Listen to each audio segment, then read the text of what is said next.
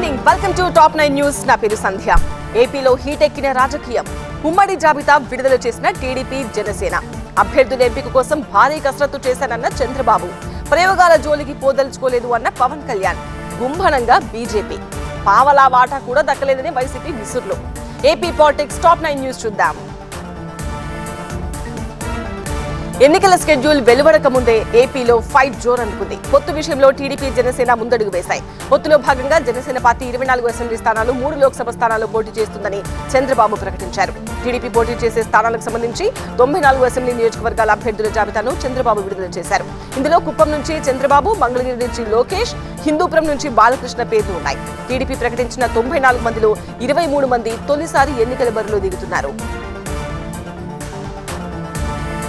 తన రాజకీయ జీవితంలో అభ్యర్థుల జాబితా కోసం ఎప్పుడూ ఇంత కసరత్తు చేయలేదని టీడీపీ అధ్యక్షుడు చంద్రబాబు తెలిపారు. అభ్యర్థుల ఎంపిక కోసం వివిధ రూపాల్లో 1 కోటి మంది అభిప్రాయం తీసుకున్నామని వెల్లడించారు. ప్రజల మధ్య ఉండే, ప్రజలు కోరుకున్న వారినే అభ్యర్థులుగా నిలబెడుతున్నామని వివరణ ఇచ్చారు. యువత, మహిళలు, బీసీలకు అధిక ప్రాధాన్యం ఇచ్చామని తెలిపారు. తమ పొత్తు కుదిరిన రోజే వైసీపీ కాడి వదిలేసిందన్నారు చంద్రబాబు. గెలిచే సామర్థ్యం ఉన్న అభ్యర్థులనే బరిలోకి దింపుతున్నామని జనసేన అధ్యక్షుడు పవన్ కళ్యాణ్ అన్నారు. ఎక్కువ సీట్లు తీసుకుని ప్రయోగాలు చేసే బదులు తక్కువ స్థానాలు తీసుకుని రాష్ట్ర భవిష్యత్తు కోసం ముందుకెళ్లాలని నిర్ణయించామని తెలిపారు. 98% స్ట్రైక్ రేట్ ఉండేలా అభ్యర్థులను ఎంపిక చేశామన్నారు. గత ఎన్నికల్లో 10 స్థానాల్లో గెలిచి ఉంటే ఎక్కువ స్థానాలు అడిగేందుకు అవకాశం ఉండేదన్నారు పవన్ కళ్యాణ్. బీజేపీతో కలిసి ముందుకు వెళ్లాలనే ఆలోచనతోనే కొన్ని స్థానాలను త్యాగం చేసినట్టు పవన్ కళ్యాణ్ చెప్పారు. పొత్తులో భాగంగా జనసేన పోటీ చేసే 24 స్థానాలకు గాను 5 స్థానాలను అభ్యర్థుల పేర్లు ప్రకటించారు. నెల్లిమర్ల, అనకాపల్లి, రాజానగరం, కాకినాడ రూరల్, తెనాలి స్థానాల అభ్యర్థుల పేర్లు ఉమ్మడి జాబితాలో ఉన్నాయి. పవన్ కళ్యాణ్ ఎక్కడి నుంచి పోటీ చేస్తారు అనేది స్పష్టం కాలేదు. ఆయన భీమవరం నుంచి పోటీ చేస్తారనే మాటలు పార్టీలో వినిపిస్తున్నాయి. కానీ తొలి జాబితాలో ఆయన పేరు కనిపించలేదు. బీజేపీతో పొత్తుపై చంద్రబాబు ఆసక్తికర వ్యాఖ్యలు చేశారు. బీజేపీ కలిసి వస్తే మళ్లీ మాట్లాడుకుంటామని, సరైన సమయంలో సరైన నిర్ణయం తీసుకుంటామని తెలిపారు. తమ కూటమికి బీజేపీ ఆశిస్తున్నాయని తెలిపారు పవన్ కళ్యాణ్. బీజేపీ కోసమే సీట్లు తగ్గించుకున్నామని తెలిపారు ఆయన. ఇద్దరు నాయకుల ప్రకటనతో బీజేపీకి కేటాయించే సీట్లు ఎన్ని అనే దానిపై ఉత్కంఠ నెలకొంది. పొత్తులపై హైకమాండ్దే తుది నిర్ణయమన్నారు ఏపీ బీజేపీ అధ్యక్షురాలు పురంధేశ్వరి. టీడీపీ, జనసేన పొత్తులో ఉండి సీట్ల ఒప్పందం చేసుకున్నాయని అన్నారు. ఏపీ ఓటర్లు బీజేపీని ఆశీర్వదిస్తారన్నారు. మరోవైపు టీడీపీ, జనసేన ఉమ్మడి జాబితాపై బీజేపీ నేతల్లో అసంతృప్తి వ్యక్తమైంది. బీజేపీతో సీట్ల సర్దుబాటుపై ఒక వేదిక నుంచి పవన్, చంద్రబాబు వేర్వేరు స్టేట్మెంట్స్ ఇచ్చారని బీజేపీ రాష్ట్ర కార్యదర్శి శ్రీనివాస్ వర్మ అన్నారు. అసలు బీజేపీ నాయకత్వాన్ని సంప్రదించి సీట్లు ప్రకటించారా అని ప్రశ్నించారు. టీడీపీ, జనసేన తొలి జాబితా విడుదలపై బీజేపీ ఎంపీ జీవీఎల్ నరసింహారావు భిన్నంగా స్పందించారు. ఈ జాబితాకు సంబంధించి పార్టీ నాయకత్వం నుంచి తమకు ఎలాంటి సూచనలు లేవని, అప్పటిదాకా స్పందించాల్సిన అవసరం లేదని తెలిపారు. రాష్ట్రంలో బీజేపీ బలోపేతంపైనే దృష్టి పెట్టామన్నారు జీవీఎల్.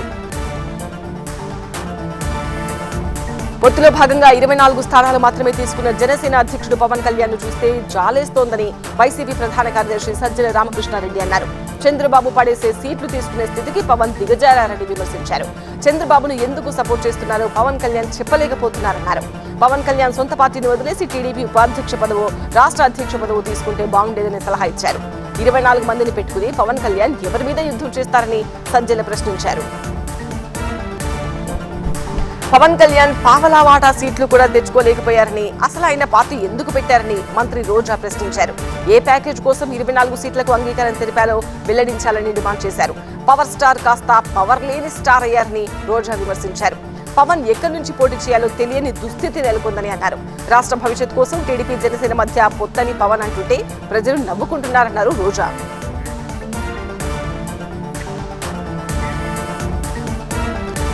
సీట్ల ప్రకటనతో టీడీపీలో ఎగిసిపడిన అసమ్మతి.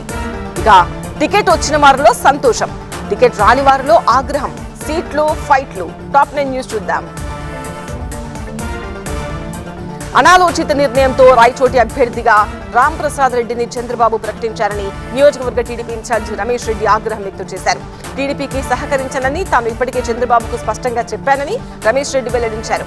కార్యకర్తలతో చర్చించి తన నిర్ణయాన్ని వెల్లడిస్తా అన్నారు. అటు టికెట్ తనకు కేటాయించినందుకు రాంప్రసాద్ రెడ్డి చంద్రబాబుకు ధన్యవాదాలు తెలిపారు. అసంతృప్తితో ఉన్న నేతలను కలుపుకొని పోతా అన్నారు. అనంతపురం జిల్లా కళ్యాణదుర్గం టికెట్ అమలినేని సురేంద్రబాబుకు కేటాయించడంతో అక్కడి టీడీపీలో అసమ్మతి భగ్గుమంది. మాజీ ఎమ్మెల్యే ఉన్నం హనుమంతరాయ చౌదరి వర్గీయులు పార్టీ నిర్ణయాన్ని వ్యతిరేకించారు.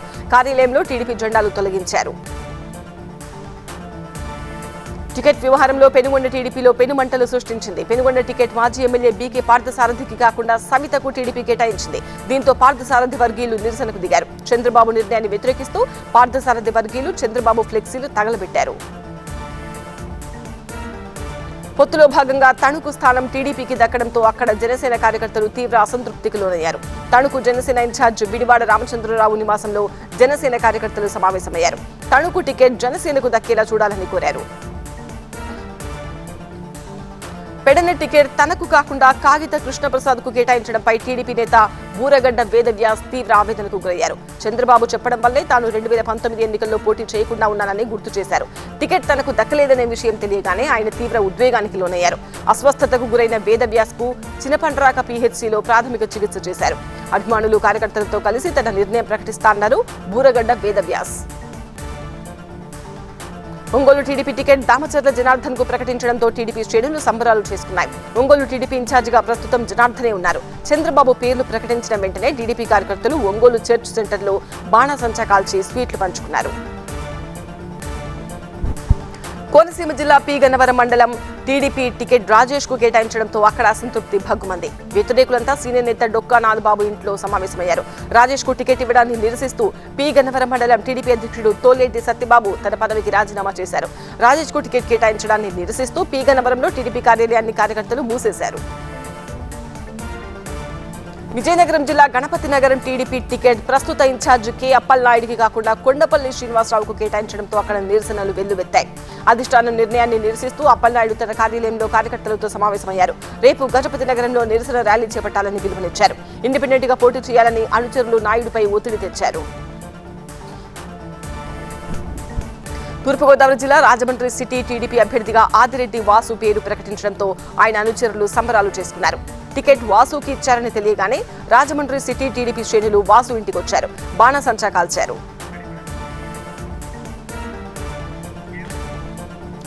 ధరణి సమస్యల పరిష్కారానికి వచ్చే నెలలో చర్యలు. ప్రజలు కోరుకున్న మార్పులను పాలనలో చూపిస్తామంటున్న తెలంగాణ సర్కార్. తెలంగాణ బీజేపీ అభ్యర్థుల జాబితా ఢిల్లీ పెద్దల ముందు. తెలంగాణ పాలిటిక్స్ టాప్ 9 న్యూస్ చూద్దాం. ధరణిలో పెండింగ్ సమస్యలు పరిష్కరించాలని సీఎం రేవంత్ రెడ్డి ఆదేశించారు. మార్చి మొదటి వారంలో అన్ని మండల కేంద్రాల్లో ధరణి సమస్యల పరిష్కార కేంద్రాలు ఏర్పాటు చేయాలని సూచించారు. ధరణి కమిటీ సూచనలు పరిగణలోకి తీసుకుని సమస్యల పరిష్కారానికి విధి విధానాలు రూపొందించాలన్నారు. రాష్ట్ర వ్యాప్తంగా ధరణిలో 2.45 లక్షల కేసులు పెండింగ్ లో ఉన్నాయన్నారు. వీటి పరిష్కారంపై దృష్టి పెట్టాలని ధరణిపై నిర్వహించిన సమీక్షలో ఆదేశాలు జారీ చేశారు రేవంత్ రెడ్డి. గీతారెడ్డి లాంటి వారు మంత్రివర్గంలో లేకపోవడం లోటు అని సీఎం రేవంత్ రెడ్డి అన్నారు. మంచి చెడులో ఆమె ఎప్పుడూ తమకు అండగా ఉంటారన్నారు. గీతారెడ్డి తల్లి ఈశ్వరీబాయి వర్ధంతి కార్యక్రమంలో సీఎం రేవంత్ రెడ్డి పాల్గొన్నారు. ఆ రోజుల్లోనే అంబేద్కర్ ను స్ఫూర్తిగా తీసుకుని ఈశ్వరీబాయి రాజకీయాల్లో తనదైన ముద్ర వేశారని గుర్తు చేశారు. ఈ కార్యక్రమంలో పాల్గొనడాన్ని తాను బాధ్యతగా భావించానని సీఎం రేవంత్ రెడ్డి అన్నారు. తెలంగాణ ప్రజలు మార్పును కోరుకున్నారని ఆ మార్పును పాలనలో చూపెడతామని మంత్రి శ్రీధర్ బాబు అన్నారు. బోధన్ చక్కెర ఫ్యాక్టరీని తిరిగి తెరిచేందుకు ఉన్న సాధ్యాసాధ్యాలు పరిశీలిస్తున్నామన్నారు. బీఆర్ఎస్ ప్రభుత్వం బోధన్ షుగర్ ఫ్యాక్టరీ భూములను బ్యాంకులకు అప్పగించిందని ఆరోపించారు. బీఆర్ఎస్ నేతలు తమ 6 గ్యారెంటీలపై రాజకీయం చేస్తున్నారని శ్రీధర్ బాబు విమర్శించారు. తెలంగాణ బీజేపీ అభ్యర్థుల ఎంపిక ఢిల్లీకి చేరింది. అభ్యర్థుల పేరుపై కసరత్తు మొదలైంది. దీనికోసం ఢిల్లీ చేరుకున్నారు రాష్ట్ర నాయకులు.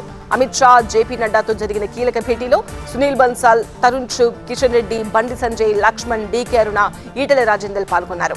ఒక్కో నియోజకవర్గానికి 3 పేర్లతో జాబితా రూపొందిస్తున్నారు. వచ్చే వారం బీజేపీ పార్లమెంటరీ బోర్డు భేటీ తర్వాత విడుదలయ్యే తొలి జాబితాలో తెలంగాణ బీజేపీ అభ్యర్థుల పేర్లు ప్రకటించే అవకాశం ఉంది. తెలంగాణ ప్రణాళిక బోర్డు ఉపాధ్యక్షుడిగా మాజీ మంత్రి జి చిన్నారెడ్డిని నియమించింది ప్రభుత్వం. ఈ నియామకం తక్షణమే అమల్లోకి వస్తుందని రాష్ట్ర ప్రభుత్వం ఉత్తర్వులు జారీ చేసింది. ఈ పదవికి కేబినెట్ మంత్రి హోదా ఉంటుంది. వనపర్తి నుంచి 3 సార్లు ఎమ్మెల్యేగా గెలిచిన చిన్నారెడ్డికి ఇటీవలి అసెంబ్లీ ఎన్నికల్లో టికెట్ ఇవ్వలేదు. ఇటీవల జరిగిన ప్రమాదాలను దృష్టిలో పెట్టుకుని తెలంగాణ రవాణా శాఖ కీలక నిర్ణయం తీసుకుంది. వీఐపీల దగ్గరుండే డ్రైవర్లకు ఫిట్నెస్ టెస్టులు చేయిస్తామని తెలిపారు మంత్రి పొన్నం ప్రభాకర్. అన్ని జిల్లాల్లోనూ ఫిట్నెస్ సెంటర్స్ ఏర్పాటు చేస్తామన్నారు. ఆర్టీసీ డ్రైవర్లకు రెగ్యులర్ టెస్టులుంటాయని తెలిపారు. రాష్ట్రంలో చేపట్టనున్న కుల గణనపై అధికారులకు శిక్షణ ఇస్తామని మంత్రి పొన్నం తెలిపారు. నల్లగొండ జిల్లా యాదాద్రి పవర్ ప్లాంట్ పై మంత్రులు సమీక్ష జరిపారు. డిప్యూటీ సీఎం భట్టి విక్రమార్క, మంత్రులు ఉత్తమ్ కుమార్ రెడ్డి, కోమటిరెడ్డి వెంకటరెడ్డి ప్లాంటును సందర్శించి ఉన్నతాధికారులతో సమావేశమయ్యారు. 880 మెగావాట్ల ఉత్పత్తి సామర్థ్యంతో నిర్మిస్తున్న యాదాద్రి పవర్ ప్లాంట్ పనులు కొంతకాలంగా నెమ్మదించాయి. పనులు వేగవంతం చేసి సాధ్యమైన త్వరలో విద్యుత్ ఉత్పత్తి సాధించేలా అధికారులకు సూచనలు చేశారు మంత్రులు.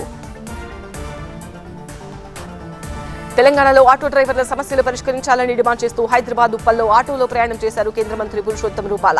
మల్కాజ్గిరి పార్లమెంటు నియోజకవర్గం పరిధిలో ఉప్పల్లో బీజేపీ విజయ సంకల్ప యాత్రలో పాల్గొన్నారు ఆయన. కేంద్రంలో మోదీ నాయకత్వంలో మళ్లీ బీజేపీ ప్రభుత్వం ఏర్పాటు ఖాయమన్నారు రూపాల. తెలంగాణలోనూ అత్యధిక సీట్లొస్తాయన్నారు.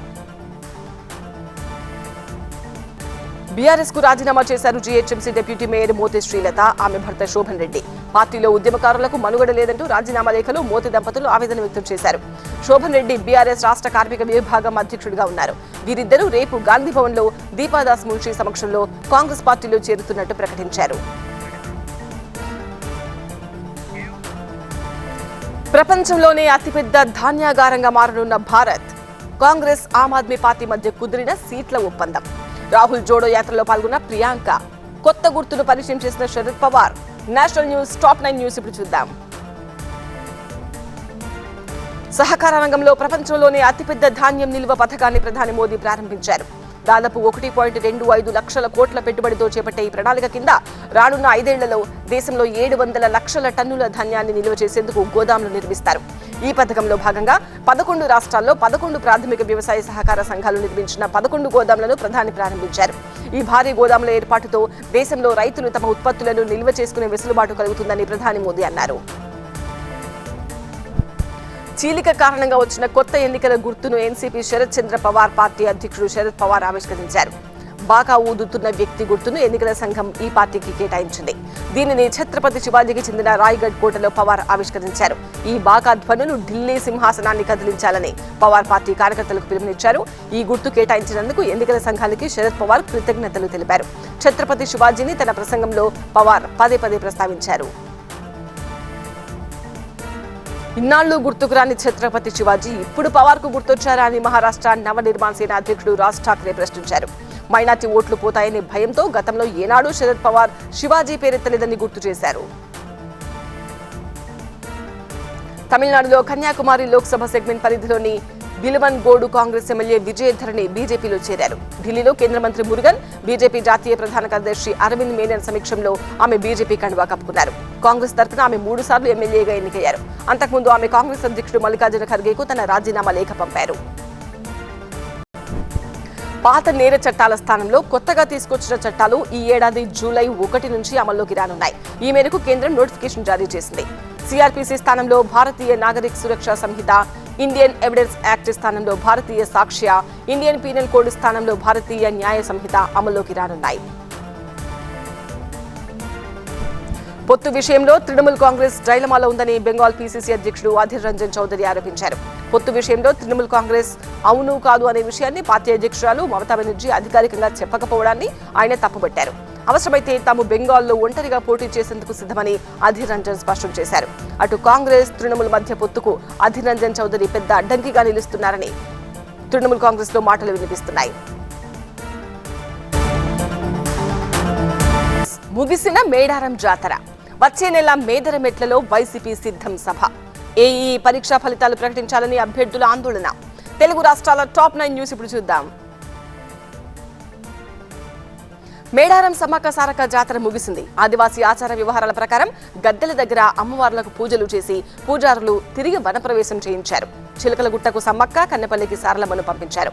అమ్మవార్ల వనప్రవేశం సందర్భంగా పోలీసులు 3 అంచెల భద్రత ఏర్పాటు చేశారు.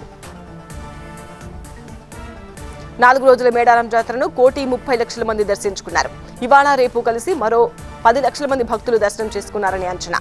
ఇక జాతరకు ముందు నెల వ్యవధిలో 55 లక్షల మంది మేడారం వచ్చారని తెలిపారు అధికారులు. జాతర దిగ్విజయంగా నిర్వహించడంలో సహకరించిన ప్రతి ఒక్కరికి మంత్రి సీతక్క కృతజ్ఞతలు తెలిపారు. మహిళలకు ఉచిత బస్ ప్రయాణం కారణంగా భక్తుల సంఖ్య బాగా పెరిగిందన్నారు. తమిళనాడు గవర్నర్ తమిళిసై, సీఎం రేవంత్ రెడ్డి, కేంద్ర మంత్రులు కిషన్ రెడ్డి, అర్జున్ ముండా అమ్మవార్లను దర్శించుకున్నారు.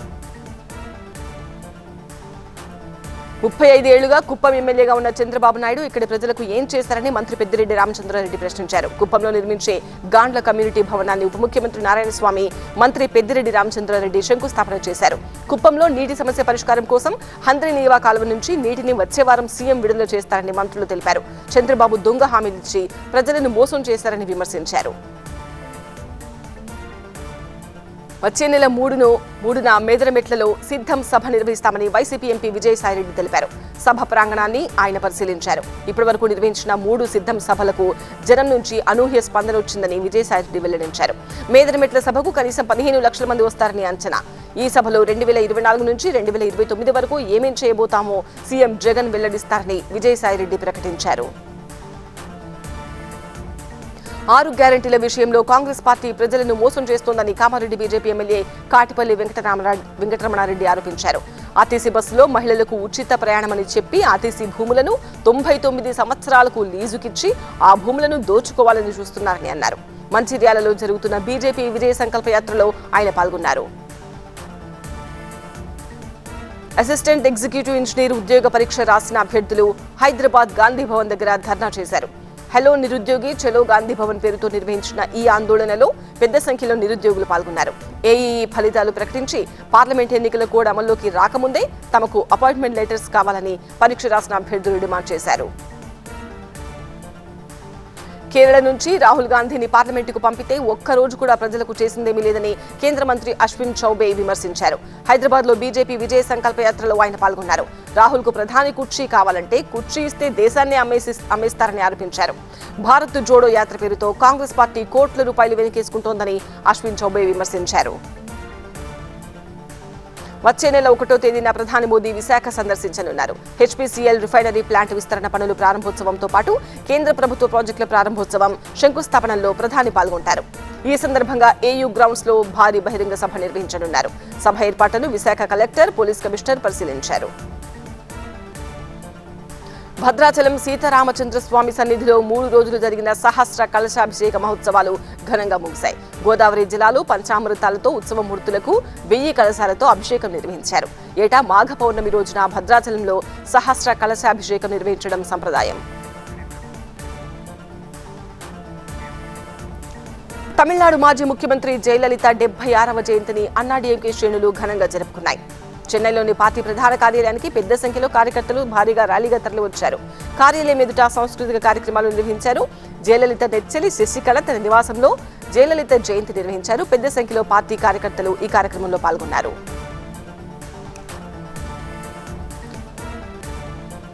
కోవిడ్ సమయంలో జయలలిత వేడుకల ఉత్సవాలు మనం చూస్తున్నాము. పెద్ద సంఖ్యలో కార్యకర్తలు తరలివచ్చారు. జయలలిత నెచ్చెలి ఈ కార్యక్రమాన్ని నిర్వహించారు. ఇక కోవిడ్ సమయంలో తప్పుడు రీడింగ్ ఆధారంగా వచ్చిన నీటి బిల్లులను చించిపడేయాలని ఢిల్లీ సీఎం అరవింద్ కేజ్రీవాల్ ఢిల్లీ ప్రజలకు పిలుపునిచ్చారు. ఢిల్లీలోని గోవిందపురి ప్రాంతంలో పౌరులను కేజ్రీవాల్ కలిశారు. ఈ సమస్యను సరిదిద్దేందుకు చర్యలు చేపడుతున్నామని హామీ ఇచ్చారు. ఢిల్లీ లెఫ్టినెంట్ గవర్నర్ బీజేపీకి చెందిన వ్యక్తిని ఉచిత నీటి పథకాన్ని ఆపేయాలని బీజేపీ నేతలు ఆయనకు చెప్పారని కేజ్రీవాల్ ఆరోపించారు. కనీస మద్దతు ధర కోసం ఉద్యమిస్తున్న రైతులు ఢిల్లీ సరిహద్దులోని శంభు దగ్గర క్యాండిల్ మార్చ్ నిర్వహించారు. ఉద్యమంలో చనిపోయిన వారికి శ్రద్ధాంజలి ఘటిస్తూ ఈ క్యాండిల్ మార్చ్ నిర్వహిస్తున్నట్టు రైతు సంఘాలు తెలిపాయి. మరోవైపు ఢిల్లీ చలో నిర్ణయాన్ని ఫిబ్రవరి 29 వరకు వాయిదా వేసినట్టు ప్రకటించాయి. ఫిబ్రవరి 25న రైతులు ఎదుర్కొంటున్న సమస్యలపై సమావేశాలు నిర్వహించనున్నారు. ప్రపంచ వాణిజ్య సంస్థ కేంద్ర ప్రభుత్వాల దిష్టిబొమ్మను ఈ నెల 26న తగలబెట్టాలని రైతు సంఘాలు నిర్ణయించాయి. పేపర్ లీక్ కావడంతో ఈ నెల 17, 18 తేదీల్లో జరిగిన యూపీ పోలీస్ కానిస్టేబుల్ నియామక పరీక్ష రద్దు చేశారు. ఈ పరీక్షను 6 నెలల్లో తిరిగి నిర్వహిస్తామని యూపీ సీఎం యోగి ఆదిత్యనాథ్ ప్రకటించారు. ఈ విషయం తెలియగానే పరీక్ష రద్దు చేయాలని డిమాండ్ చేస్తున్న అభ్యర్థులు హర్షం వ్యక్తం చేశారు.